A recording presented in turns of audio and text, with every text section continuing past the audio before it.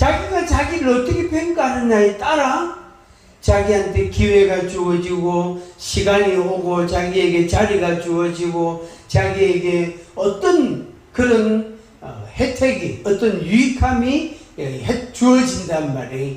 그런데 자기 자신에 대해서 가치를 잘 모르면은 다른 사람에게 유익을 줄 수가 없어요. 자기가 아무리 좋은 걸 갖고 있다 할지라도 줄 수가 없다면 유익을 줄 수가 없단 말이에요. 오늘 반주하시는 분 제가 처음 뵙는데 반주하시는 보니까 아주 능숙능란한 거예요. 아, 저분 연세도 조금 있어 보이지만은 야, 저분 대단한 사람입니다. 상당히 저걸 많이 해본 사람입니다. 그리고 은혜가 있는 사람입니다. 그래서 벌써 큰 길에서 올라올 때부터 반주 소리가 막 들린단 말이에요. 반주 소리가. 그리고 문을 열고 딱 들어오니까 벌써 제 몸이 막 달라지는 거예요. 몸이 막 달라지고, 저도 모르게 몸이 흔들흔들해지는 거예요. 그 왜 그렇습니까? 그 반주에, 음악의 소리에, 찬양의 소리에 맞추었어. 그래서 막 찬양하는 목소리가 나는 한 100명쯤 앉아서 부르는 줄 알았어요. 그래 문을 열어보니까 100명은 안 되고 그보다는 조금 적어요. 조금 저기 앉아서 찬양을 부르는데 찬양 목소리가요 얼마나 힘이 있고 강력한지, 그 저 소리 듣고 마귀가 도망을 안 갈 수가 없지. 저 찬양하는 소리를 울려 퍼지면은 마귀가 도망갈 수밖에 없고 마음이 우울하던 사람이 올라올 수밖에 없고 기쁨으로 바뀔 수밖에 없단 말이에요. 답답해진 사람들이 자기다 보니까 막 힘있게 손뼉을 치고 찬양을 목숨껏 부르게 된단 말이에요. 그게 뭐죠? 반주의 소리가 그렇게 영향을 주는 거예요. 하나님께서 예레미야 선지자를 부르실 때에 하나님께서 분명히 그는 믿음의 가정의 사람이에요. 믿음의 가정의 사람. 그래서 그 예레미야 선지자를 하나님이 불러서 너는 선지자라 이렇게 이름을 딱 주셨단 말이에요. 너는 선지자다. 한번 같이 해볼까요? 2번 시작. 너는 선지자라. 너는 선지자라. 하나님께서 예레미야 선지자에게 너는 선지자라 이렇게 이름을 딱 정해 주셨어요. 예레미야라는 이름도 있지만 그에게 주신 직책이 뭐냐면은 선지자라. 선지자. 그래서 너는 선지자라 하나님이 이름을 딱 정해 주셨단 말이에요. 너는 목사라, 너는 집사라 하나님께서 이름을 딱 정해 주셨단 말이에요. 그 자리에서 그 사람이 어떤 믿음과 자세로 마음을 가지고 소망을 가지고 그런 집중력을 가지고 그걸 감당하느냐 하는 것은 사람마다 다릅니다. 목사라고 다 목사가 아니에요. 집사라고 다 집사가 아니에요. 반주자라고 해서 다 반주하는 게 아니에요. 진짜요. 진짜 건반만 누르는 사람도 많습니다.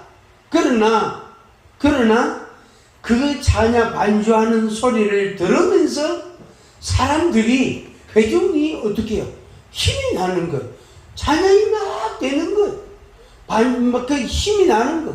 찬양이 되는 것.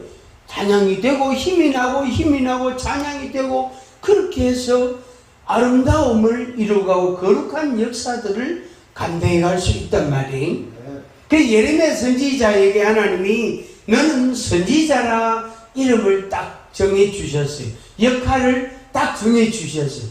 그런데 예레미야 선지자가 이름을 받았을 때, 선지자라는 이름을 받았을 때의 상황은 아주 나쁜 상황이에요.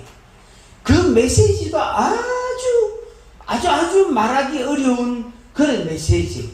메시지는 하나님의 진노가 임한다. 하나님의 벌어심이 형벌이 있다. 바벨론으로 끌려간다. 70년간 포로가 된다. 이 예루살렘은 완전히 그냥 황폐하게 된다. 그것을 선포해야 된단 말이에요. 예레미야 선지자가. 그리고 이스라엘 백성들, 하나님의 백성들 가운데 죄가 관영하다 가득 차있단 말이에요. 옳게 하나님을 믿고 기도하는 사람이 없었어요. 옳게 하나님을 믿고 하나님을 향하여 안타까워하는 사람 하나 제대로 없었단 말이에요. 그래서 선지자에게 뭐라고 말씀했지요? 예루살렘으로 돌아다니 봐라. 의인 몇 사람을 찾았습니까? 1000명? 10,000명? 10명? 1명을 찾았어. 예루살렘 거리를 다녀봐라. 의를 행하는 자, 하나님을 찾는 자가 있는가 봐라. 한 사람이라도 있는가 봐라. 한 사람도 없다. 그러니까 하나님이 보실 때에 예레미야 선지자 시대는 진짜 하나님을 찾는 사람 하나 없었다. 다 치우쳤어. 제사장은 제사장대로, 관원들은 관원대로, 귀족은 귀족들대로, 또 백성은 백성들대로, 목자는 목자들대로 전부 다 자기 자리에서 이탈해가 자기 역할에서 전부 벗어나서 죄를 범하고 하나님을 대적하고 하나님을 거역하고 그런 시대였단 말이에요. 그런데 예레미야 선지자에게 주어졌어요. 선지자로 주어졌단 말이에요. 그래서 이 말씀은 오늘 우리들이 우리의 시대를 이렇게 봐야 될 필요성이 있는 겁니다. 정말로 눈물을 흘려 기도하고 정말로 하나님을 향하여 갈망하고 정말로 하나님의 말씀을 전하려고 하는 사람들이 과연 이 시대에 몇 명이나 될까? 축복 설교 빼놓고 말이야. 축복 설교 빼놓고 정말로 하나님의 말씀대로 제대로 정확하게 반듯하게 전하는 전도자가 선지자가 과연 몇 사람이나 될까? 우리들이 한 번 정도 생각해야 될 그런 시대를 우리가 살고 있습니다. 저도 목사이지만은 참 마음에 걸릴 때가 있어요. 이런 말은 좀 하고 싶은데 할 수가 없어요. 하기가 어렵단 말이에요. 이런 말은 하면 안 되는데 그런 말도 해야 될 때도 또 있단 말이에요. 그래서 이거 참 어렵다. 점점 어렵다. 점점 어려운 시대를 우리가 살고 있다. 이렇게 우리가 정리할 수가 있겠습니다. 그래서 어쩌면 예루살렘 이스라엘 백성들이 바벨론으로 전부 다 끌려갔다. 농사 짓는 소수의 사람들 빼놓고는 전부 다 끌려갔다. 1차, 2차, 3차로 다 끌려갔다. 그래서 그 하나님을 향하여 부르짖고 외치고 안타까워하고 괴로워하는 사람들이 없던 시대니까 하나님께서 들을 수 있는 기도, 하나님이 들으시는 기도가 옳게 없었던 거예요. 그러니까 하나님은 하나님 말씀대로 그대로 벌하시는 거예요. 좀 집행유예를 하나님이 해주시지 않는단 말이에요. 기도를 들으시고 부르짖는 소리를 들으시고 안타까워하는 사람들의 소리를 들으시고 하나님께서 집행유예를 좀 해주시면 좋을 텐데 집행유예를 안 해주시고 바로 그냥 집행유예 없이 3년 70년 가면 선고를 딱 내리겠다. 집행유예가 없단 말이에요. 그래서 그들이 다 끌려가고 70년간 그 땅에서 종이 된 거죠. 남자들은 할 일이 없어가 강가에 나가 아침 먹고 강가에 나와가지고 그 나무 그늘에 강가에 앉아가지고 물고기 보이면 물고기하고 이야기하고 나무 그늘에 앉아서 벌레들의 소리를 듣고 그래 하루 종일 있다가 누가 밥 주는 사람이 있나? 하루 종일 앉았다가 해가 지면 또 집에 와서 자고 그런 남자들이 부지기수였단 말이에요. 그 바빌론 그 포로 그 생활 그 당시에 얼마나 안타깝습니까? 얼마나 안타깝습니까? 예루살렘에 이스라엘에 먹을 게 얼마나 많습니까? 먹을 포도가 얼마나 많습니까? 무화과가 얼마나 많습니까? 그렇지만은 그거 하나 먹을 수 없고 바벨론 땅 강가에서 그냥 우두커니 하루 종일 앉았다가 해가 지면 집에 돌아오고 그 처량함 그것을 70년간이라 해야만 한다. 70년간. 그건 누가 한 사람 나서서 중재하는 사람 없고 바벨론 황제를 찾아가서 누가 그걸 해결하려고 나선 사람 하나 없고 그냥 그대로 그냥 앉아있는 거예요. 얼마나 불쌍하고 처량하고 안타깝고 괴롭고 얼마나 민망스럽습니다. 말로 다 할 수, 그 괴로움은 말로 다 할 수 없죠. 말로 다 할 수 없죠. 또 그런 시대에 말이요. 그런 시대에 아는 또 왜 그래 많이 낳노? 아니 먹을 것도 없고 돈벌이도 할 데도 없는 그런 시대에 왜 나는 그렇게 많이 낳는지 몰라요. 왜 나는 그래 많이 낳는지. 바벨론 70년 지나고 나니까요 아들이 억수로 많은 거예요. 아들이 억수로 많은 거예요. 그러니까 그 아들이 예루살렘으로 돌아오잖아요. 이스라엘 본국으로 돌아온다면 돌아왔을 때에 그 부모들이 그 조상들이 이렇게 해서 우리나라는 우리나라 땅은 여긴데 우리 조상들이 이런 죄를 지어갖고 하나님의 벌 받아가지고 우리가 이래 됐다. 우리 처지가 이래 됐다. 우리가 이제 본국으로 돌아온다. 그거를 어떻게 자손들한테 일일이 다 설명을 해준단 말이에요. 그럴 때 그 부모 조상된 사람들의 마음이 얼마나 괴롭겠어요. 얼마나 괴롭겠어요. 말로 다 할 수 없지 그지요. 얼마나 괴롭겠어요. 진짜요. 가난한 때는 좀 아를 덜 낳으면 느끼는데 또 희한하게 그때는 또 아라도 많이 나온다 그랬는지 진짜 많이 낳았어요. 진짜 많이 낳았어요. 그런데 문제는 이 예레미야 선지자가 하나님께로부터 너는 선지자라. 그것도 여러 나라의 여기저기에 선지자라고 말씀하셨단 말이에요. 그런데 선지자 자신은 나는 아이다. 슬프도 소이다. 나는 아이다. 말할 줄 모릅니다. 이렇게 이야기했습니다. 그런데 하나님께서 왜 아직도 준비가 안 된 예레미야를 하나님이 불렀을까? 자기 보고 나는 아이라. 하나님께 나는 아이라.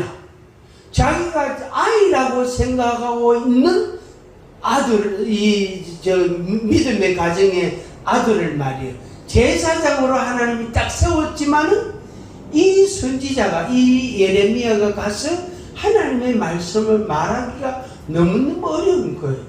앞서 이야기한 것처럼 축복을 말하고 평화를 말하면 너무너무 쉽게 쉬운데 좋은데 말이에요. 형벌을 말해야 되고 진노를 말해야 되고 나라가 망한다고 말해야 되고 왕에게 항복해라고 말해야 되고 신하들에게 항복해라고 말해야 되고 바벨론에 70년 포로로 끌려간다 그 말을 해야 된단 말이에요. 그러니까 이 선지자 입장은 너무너무 두려운 거예요. 너무너무 두려운. 그래서 예레미야 선지자가 슬프도소이다. 나는 아이라 말할 줄을 모릅니다. 하나님의 말씀은 아이라 하지 마라. 아이라 하지 마라. 두려워하지 마라. 내가 너를 보낸다. 함같이 합니다. 아이라 하지 마라. 두려워하지 마라. 내가 너를 보낸다. 하나님께서 선지자에게 예레미야에게 그렇게 말씀하셨어요. 그렇게 말씀했어요. 그래서 네가 가서 부수고 파괴하고 그리고 부수고 파괴하고 그 다음에 다시 세우고 재건하고 부수고 파괴하고 다시 재건하고 예레미야 선지자가 그렇게 사명을 주셨다. 이거 어렵습니다. 축복을 말하고 평화를 말하고 안녕을 말하고 번영을 말하고 잘 된다. 나라가 잘 될 것이다. 나라가 잘 될 것입니다. 왕이여 나라가 번성할 겁니다. 나라가 번성할 겁니다. 조공을 많이 받게 될 것입니다. 막 이런 이야기 하면 얼마나 좋겠어요. 그런데 선지자는 반대 말을 해야 된다. 나는 아이라 그랬어. 나는 아이라. 이게 이제 하나님의 역설이에요. 하나님의 말씀에, 하나님의 역사에, 하나님의 사건의 역설적인 부분입니다. 하나님 아버지, 저한테 말씀만 하시옵소서. 제가 언제든지 달려가서 말하겠습니다. 하나님 아버지, 저한테 말씀만 하시옵소서. 그러면 제가 언제든지 달려가서 분명하게 하나님의 뜻을 전하겠습니다. 요렇게 용기가 아주 충만한 그런 사람을 하나님이 안 세웠단 말이에요. 그런 사람을 안 세우고 진짜 빌빌대는 사람, 겁 많은 사람, 용기가 없는 사람, 두려움이 많은 사람, 그 예레미야에게 하나님의 말씀이 떨어졌단 말이에요. 그래서 하나님께서 요 예레미야를 끌고 요 예레미야에게 가자, 왕에게 가자, 백성에게 가자, 그렇게 끌고 가서 그 왕에게 말하는 거예요. 바벨론 황제에게 항복하십시오. 나라가 망할 겁니다. 하나님의 말씀이 그렇습니다. 70년간 포로가 될 겁니다. 그렇게 분명히 그렇게 됩니다. 하나님의 말씀하신 대로 분명히 그렇게 됩니다. 하나님을 믿으십시오. 이렇게 말하는 게 예레미야 선지자에게는 엄청난 괴로움이다. 그런데 그 연약한 예레미야를, 겁 많은 그 예레미야를 끌고 왕 앞으로 간 거예요. 하나님의 말씀은 예레미야에게 이미 딱 와가 있단 말이에요. 이미 말씀이 딱 와가 있단 말이에요. 영감이 이미 딱 왔단 말이에요. 하나님의 음성이 딱 들려졌단 말이에요. 그런데 왕 앞에 가기가 너무너무 겁난다, 무섭단 말이에요. 두렵단 말이에요. 하나님이 그를 끌고 왕 앞에 딱 세워. 그러니까 선지자가 왕에게 말을 딱 전합니다. 하나님의 말씀, 여호와께서 말씀하시기를 하면서 하나님의 말씀을 전했습니다. 하나님의 말씀을 전했습니다. 오늘 우리는 이 일을 해야 됩니다. 오늘 우리는 이 일을 해야 됩니다. 상황과 조건과 대상과 이유와 어떤 여건과 그런 의미, 다른 것들을 어떤 것도 생각하지 않고 하나님의 말씀을 전해야 됩니다. 하나님 말씀을 전하시기 바랍니다. 하나님의 말씀을 바로 문자 그대로, 액면 그대로 전하시기 바랍니다. 그래서 듣든지 안 듣든지, 순종하든지 안 하든지, 그거는 그 사람 사지. 믿든지 안 믿든지 그거는 그 사람 사정. 그 사람 사정이고, 전하는 것은 내가 전해야 된다. 내 사명이다. 내 사명. 오늘 우리들의 사명인 것입니다. 우리들의 사명.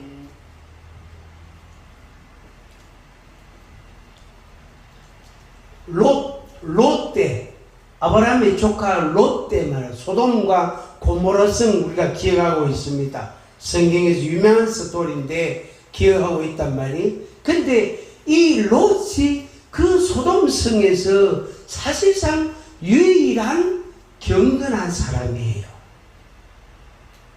유일한 경건한 사람. 그런데 롯의 아내나 롯의 딸들을 볼 때에는 이게 믿음이 없단 말이에요. 믿음이 없단 말이에요. 롯의 아내는 뒤를 돌아보지 말았겠는데 뒤를 돌아보는 바람에 막 소구정이 돼버리고 없어졌다. 눈앞에서 사라져버렸단 말이에요. 롯의 두 딸들은 그 시대의 문화에 후 젖은 젊은이들이라. 그러니까 아버지한테 술을 마시게 해가지고 술이 완전히 그냥 취해버렸어요. 그래가지고 큰딸이 그 다음날은 작은딸이 이래가 아버지로 인해서 이 딸 둘이가 임신되었네. 그게 거기에서 낳은 자식이 뭐지요? 썬들매단 말이에요. 저주스러운 열매단 말이에요. 저주스러운 열매다. 근데 그 롯에게 하나님께서 이 소돔과 고모라 성 이 성 중에 의인이 있는가 찾아봐라. 없단 말이에요. 없단 말이에요.